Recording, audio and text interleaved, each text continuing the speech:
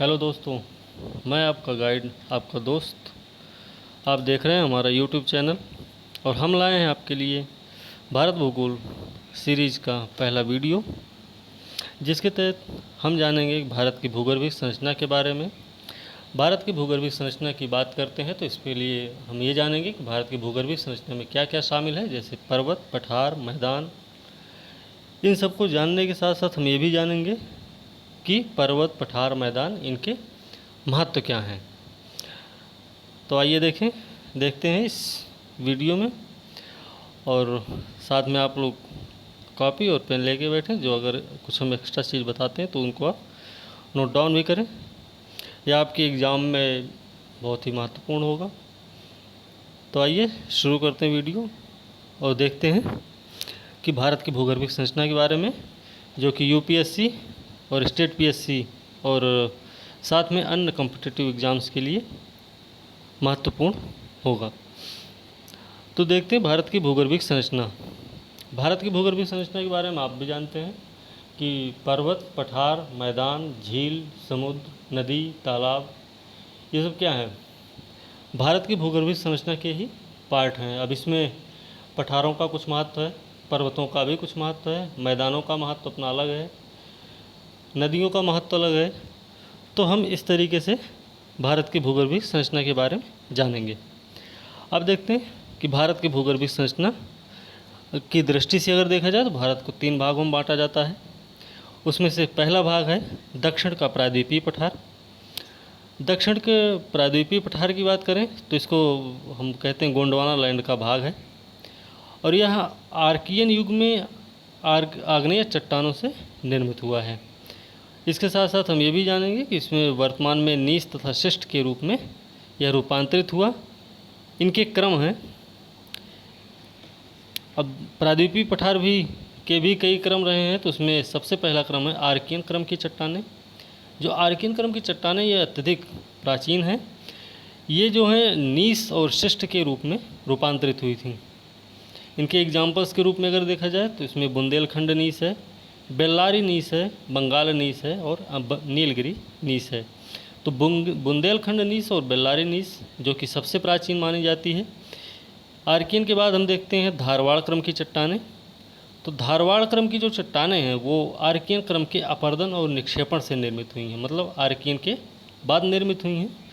और धारवाड़ क्रम की चट्टानें जो हैं परतदार चट्टानें हैं। इसमें जीवाश्म नहीं पाए जाते हैं। इसके एग्जाम्पल्स देखते हैं। इसमें कर्नाटक का धारवाड़ बेल्लारी क्षेत्र रहेगा, अरावली श्रेणियाँ, बालाघाट क्षेत्र, छोटा नागपुर का पठार शामिल होता है इसमें। और इसमें सबसे बड़ी बात है कि इसमें सर्वाधिक खनिज भंडार इसी में पाए जाते हैं। आगे देखते हैं तो आगे हम देखते हैं कि इसमें कुडप्पा क्रम की चट्टानें हैं। कुडप्पा क्रम की चट्टानें जो हैं इसको देखते हैं तो इसमें पता चलता है कि हमें ये धारवाड़ क्रम के अपरदन और निक्षेपण से निर्मित हैं। कुडप्पा क्रम की चट्टानें धारवाड़ क्रम के अपरदन और निक्षेपण से निर्मित हैं। ये अपेक्षाकृत कम रूपांतरित हैं। किसकी अपेक्षाकृत? धारवाड़ क्रम के अपेक्षाकृत ये कम रूपांतरित हैं। इसमें भी जीवाश्म का अभाव पाया जाता है। तो जीवाश्म का अभाव पाया जाता है और धारवाड़ में जीवाश्म बिल्कुल नहीं पाए जाते। जीवाश्म का अभाव का मतलब है कि जीवाश्म कुछ न कुछ पाए जाते हैं। ठीक है, तो इसके एग्जांपल्स हैं कृष्णा घाटी, नल्ला मलाई पहाड़ी क्षेत्र, पापागानी और चेयार घाटी। ये 4 एग्जांपल्स हैं जो कुडप्पा क्रम की चट्टानों के अंतर्गत शामिल होते हैं। अगले क्रम की बात करते हैं तो अगला क्रम आपका विंध्य क्रम की चट्टानें हैं। ये जो है कुडप्पा क्रम के अपरदन और निक्षेपण से निर्मित हैं। इनका विस्तार जो है सासाराम से चित्तौड़गढ़ है। सासाराम से चित्तौड़गढ़ तक का मतलब है कि बिहार से राजस्थान तक ये फैली हुई हैं। ये परतदार चट्टानें हैं। ये इनमें बलुआ पत्थर मिलते हैं और इसका बड़ा भाग जो है दक्कन ट्रैप से ढका हुआ है। तो क्वेश्चन भी हो सकता है कि विंध्यन क्रम की चट्टान जो है किससे ढकी हुई है, कि विंध्यन क्रम का चट्टान का बड़ा भाग किससे ढका हुआ है, तो आपको मालूम होना चाहिए दक्कन ट्रैप से ढका हुआ है। इसके आगे बढ़ते हैं तो इसमें देखते हैं गोंडवाना क्रम की चट्टानें। गोंडवाना क्रम की चट्टानों का जो निर्माण कार्य है वो ऊपरी कार्बोनिफेरस से जुरैसिक युग तक का माना जाता है। गोंडवाना क्रम की चट्टानों का निर्माण काल ऊपरी कार्बोनिफेरस से जुरैसिक युग तक का माना जाता है। इनका महत्व जो है विशेष रूप से देखा जाए तो कोयले के लिए इनका विशेष महत्व है और गोंडवाना क्रम की चट्टानों में 98% कोयला पाया जाता है। ये परतदार चट्टानें हैं, इसमें जीवाश्म मिलते हैं। धारवाड़ में जीवाश्म नहीं पाए जाते थे, कुडप्पा में जीवाश्म का अभाव था और गोंडवाना में जीवाश्म मिलते हैं। इनका एग्जाम्पल्स देखा जाए तो ये दामोदर घाटी, महानदी घाटी और गोदावरी घाटी इसमें शामिल हैं। इसके आगे हम देखते हैं तो आगे हम देखेंगे कि इसमें दक्कन ट्रैप की बात होती है। दक्कन ट्रैप क्या है? दक्कन ट्रैप जो है इसका निर्माण हुआ है मेसोजोइक महाकल्प से क्रिटेशियस कल्प में हुआ है। मतलब दक्कन ट्रैप का जो निर्माण हुआ वो मेसोजोइक महाकल्प से मेसोजोइक महाकल्प के क्रिटेशियस कल्प में इसका निर्माण हुआ है।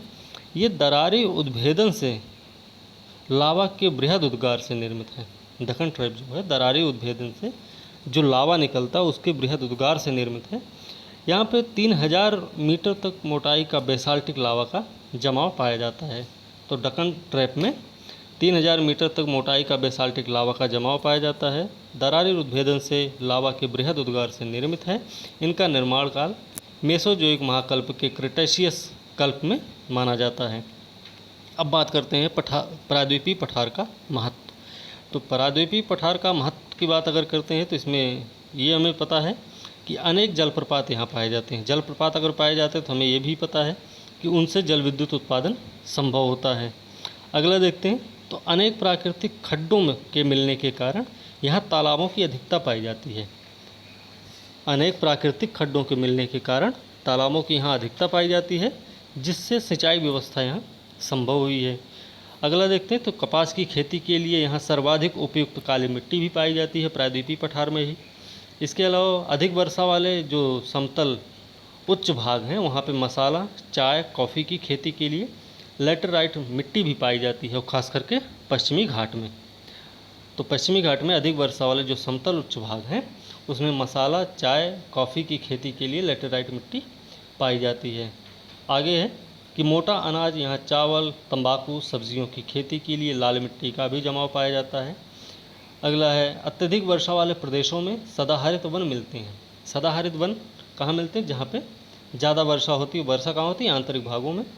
तो आंतरिक भागों में जहाँ पे ज़्यादा वर्षा होती है वहाँ पे सदाहरित वन पाए जाते हैं, जो कि आर्थिक दृष्टि से बड़े महत्वपूर्ण हैं। आगे देखते हैं कि आंतरिक भागों में कम वर्षा वाले क्षेत्रों में घास भूमियाँ पाई जाती हैं, जिससे पशुपालन संभव हुआ है।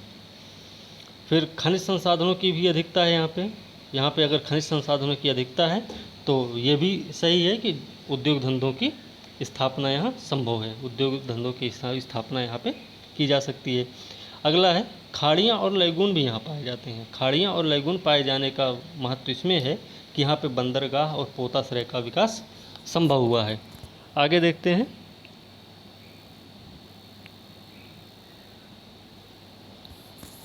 हमने पहले देखा था भूगर्भिक संरचना के 3 भाग, तो उसमें से दूसरा भाग है उत्तर की विशाल पर्वतमाला। हमने बताया था पर्वत, पठार और मैदान के बारे में।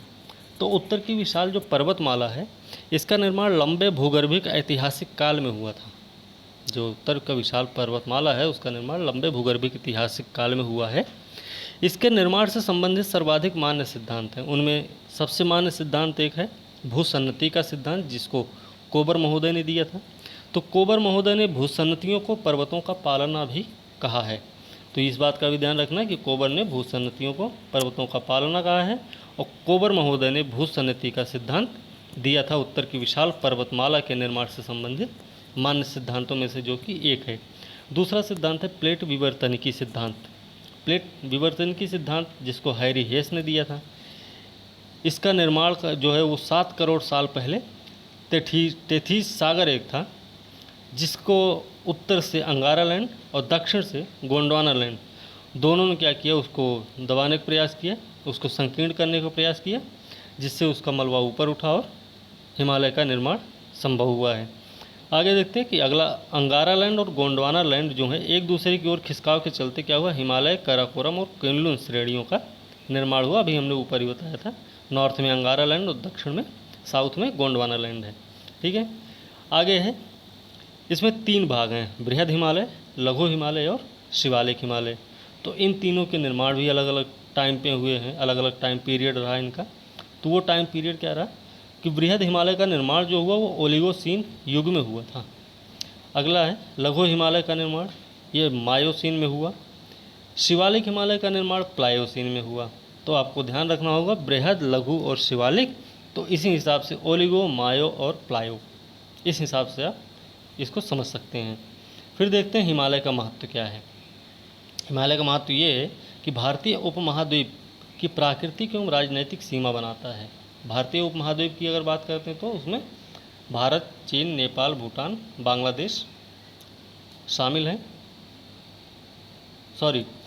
भारतीय उपमहाद्वीप की बात करते हैं तो इसमें भारत है, नेपाल, भूटान है, बांग्लादेश और पाकिस्तान इसमें आते हैं। तो ये इनकी प्राकृतिक और राजनीतिक सीमा बनाता है। उसके अलावा भारत की जलवायु को निर्धारित करता है। भारत की जलवायु को निर्धारित इस तरीके से करता है कि ध्रुवीय हवाओं को रोकता है, जिससे क्या होता है कि ध्रुवीय हवाओं के ना आने से यहाँ पे ठंडी उतनी नहीं पड़ती जितनी ध्रुवीय प्रदेशों में पड़ती है। इसके अलावा ये मानसूनी हवाओं को रोककर बारिश भी करता है। आगे बर्फ़ की अधिकता यहाँ होती है, तो बर्फ़ की अधिकता अगर है तो ये सतत वाहिनी नदियों का प्रवाह यहाँ बना रहता हमेशा, और जिससे कृषि का विकास संभव हुआ है। उसके आगे है कि विविध खनिज संसाधनों की यहाँ पर्याप्तता पाई जाती है। आगे है कि सबसे अच्छी गुणवत्ता वाला कोयला जो है एंथ्रासाइट, सबसे अच्छी गुणवत्ता वाला कोयला एंथ्रासाइट भी यहीं मिलता है। कहाँ पे? हिमालय। एंथ्रासाइट कहाँ मिलता है? जम्मू कश्मीर। ये ध्यान रखना है। आर्थिक दृष्टिकोण से भी यह अत्यधिक उपयोगी वन संसाधनों की अधिकता यहाँ पाई जाती है। आर्थिक दृष्टिकोण से जो सबसे ज़्यादा उपयोगी हैं उन वन संसाधनों की यहाँ पे अधिकता पाई जाती है। यहाँ पे जड़ी बूटी भी पाई जाती है, शीतोष्ण घास भूमि भी पाई जाती है। उसके आगे है जैव विविधता का विशाल भंडार यहाँ पे है। जैव विविधता के विशाल भंडार के लिए कौन सा एरिया प्रसिद्ध है? आपको पूर्वी हिमालय भाग। ठीक है। अगला है पर्यटकों का आकर्षण केंद्र। यहाँ पे बहुत सारे पाए जाते हैं, जैसे नैनीताल है, अल्मोड़ा है, रानीखेत, लैनीडाउन, चक्राता, विश्व प्रसिद्ध है ये सब। अब तीसरा भाग कौन सा भूगर्भीय संरचना में? तीसरा भाग आपका उत्तर भारत का विशाल मैदान है। अब उत्तर भारत के विशाल मैदान की अगर बात करते हैं तो उत्तर भारत के विशाल मैदान का निर्माण जो हुआ नियोजोइक महाकल्प क्वाटरनरी के प्लीस्टोसीन युग में इसका निर्माण हुआ था। उत्तर भारत के विशाल मैदान का निर्माण नियोजोइक महाकल्प के प्लीस्टोसीन युग में हुआ था। भारत की नवीनतम भूगर्भिक संरचना है। इसके अलावा प्राचीन वन प्रदेशों के दब जाने से कोयला और पेट्रोलियम के क्षेत्र भी यहाँ मिलते हैं। साथ साथ ये भी जानते हैं कि मैदानी भाग का क्या महत्व है। मैदानी भाग का महत्व ये है कि यहाँ पे बृहद जनसंख्या के जीवन का आधार है। इसके अलावा कृषि आधारित उद्योगों को कच्चा माल भी यहीं से प्राप्त होता है। नदियों का क्षेत्र है, इसलिए यहाँ पे सिंचाई और परिवहन कार्य भी विकसित हुए हैं। इसके आगे लोगों की आवश्यकताओं की पूर्ति के लिए भूमिगत जल का विशाल भंडार भी पाया जाता है। साथ में नदियों की अधिकता है, इसलिए यहाँ पे मत्स्य पालन का भी विकास किया जा सकता है। आगे है कि अवसादी भूगर्भीय संरचनाओं के कारण यहाँ पर पेट्रोलियम पदार्थों के संभावित संचित भंडार भी उपलब्ध हैं यहाँ पे। ठीक है। अगला है कि भूमि समतल है। भूमि समतल होने के कारण क्या है कि यहाँ पे सड़क और रेल परिवहन का विकास अपेक्षाकृत आसानी से किया जा सकता है। अपेक्षाकृत किसके? हिमालयी क्षेत्र से। ठीक है। तो आज का वीडियो यहीं तक है दोस्तों। आप इसे अच्छे से हमें सुने हैं और आप अच्छे से इसको समझे भी होंगे, और आप इसे अपने दोस्तों को शेयर भी कीजिए जिससे उनको भी इसका फ़ायदा मिल सके। साथ में आप लाइक भी कीजिए, सब्सक्राइब भी कीजिए, साथ में बेल आइकन को भी दबाइए। अगर अगली वीडियो आती है तो उसका आपको नोटिफिकेशन भी मिलता रहे। धन्यवाद दोस्तों, आपका दिन शुभ हो।